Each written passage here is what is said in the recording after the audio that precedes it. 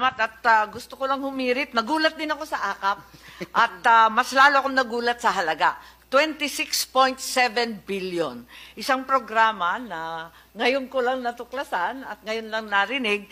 Pero may bilin dito sa text, all soft projects, including AKAP, must go through the office of the Speaker. AKAP, AIX, TUPAD, MAIP for the PI and other efforts. Madam Yes, Chair. Senator JB, Ako rin please. medyo naging curious sa AKAP, ngayon ko lang narinig eh. No? Siguro can ask DSWD, what is this program about? Is it just between the House and, kasi wala ho kami sa Senate na alam niyan eh. So is it with DSWD and the House of Representatives, yung program? Thank you, Madam Chair. Madam Chair, AKAP is just as foreign to us, technically, as Senator Bato, as it is provided Yes, in Yusek line Di Mapuro, item. I understand that it's under the DSWD budget. If you recall, in the Senate, I handle the DSWD budget, but like the COMELEC's mysterious addition of 12 billion, this 26.7 billion in the budget of the DSWD is alien to me. Yes. Madam Chair, if this WD declares that is foreign to them, saan nang galing itong budget? Baligtad na pala ang budgeting process natin. Ang Kongreso na magde-decide kung anong project i-implement ninyo. Hindi pala kayo ang nagre-request sa Congress na project na papunduhan, program na papunduhan.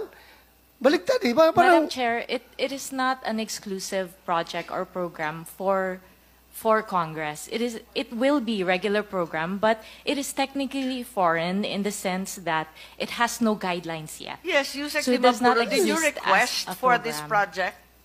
Was it in the NAP? It was not. No. There we go. Yes. Do we allot sums of money, enormous sums of money such as this, almost 27 billion, for a project or a program that is undefined, unnamed, unfamiliar, with no guidelines whatsoever, with no target beneficiaries, and is just left open? Is this the usual practice in the DSWD? Not necessarily a usual practice Not in the necessarily. DSWD. So sometimes DSWD has these magical projects that no one has ever heard of before. We don't create magical projects, Madam Chair. These are But part when of is the it GAA. necessary? You said not necessarily. So there are times when it is necessary to invent projects? There are times when there are necessary projects to Yes, you have QRF and you have all kinds of emergency Yes. assistance. I'm very familiar. Why do you have to invent AKAP? AKAP is not invented. I But you believe just said that guidelines and the purposes had not been established. yes, guidelines have to go through proper policy procedures. So Pero it's not linagyan na ng invented out pera, of the walang air. nakakaintindi kung paano gagawin, kung kanino ibibigay. Walang kaplano-plano pero may pera na. Madam Chair, there are programs that are provided by the GAA for NGAs to implement. But before we Yes, do with all implement, due we have respect, to... Yusek, that is not the usual budget process we're familiar with. There's always a very well-defined project or program before a line item magically appears in the GAA. It's fought over, debated, and discussed very, very thoroughly in the subcommittees as well as the plenary. This wasn't. Madam Chair, we are currently creating the guidelines, and we would be happy to share with... Parang baliktad naman yata yung buhay natin. Ngayon mag-iimbento ng dahilan, magdi-design ng project, pupunteriya yung mga beneficiary. Pero in the meantime, linagyan muna ng bilyon-bilyon. Yan na ba talaga ang patakaran ng DSWD?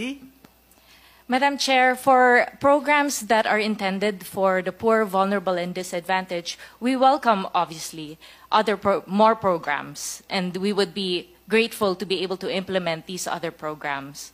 Yeah, I'm familiar with your mandate, but nothing in your mandate indicates that you should be inventing projects and that you are exempt from usual budgetary study and procedure. I'm sorry. Madam Chair, kaya siguro nagkaganon dahil hindi talaga sa kanila yung programa na yan. Gagawa lang sila ngayon. Oo, hindi talaga sa kanila. With due respect lang, in fairness to Yusek Di Vaporo, bago nga yan sa kanya. Sabi nga niya, foreign eh. Hindi niya alam. So, huwag ka mag-alala. We are not faulting you for that. Kaya we are just investigating dahil the usual mangyari is meron ng bahay yung pondo, like AX. Kung sisingit man yung meron mang intervention dyan during the BICAM, ang lower house at saka upper house, the most that they can do is siguro dagdagan yung amount ng AX na yan. Pero may bahay na yan. Pero yung gagawa ng bagong bahay dyan during the BICAM, I don't know how feasible is that.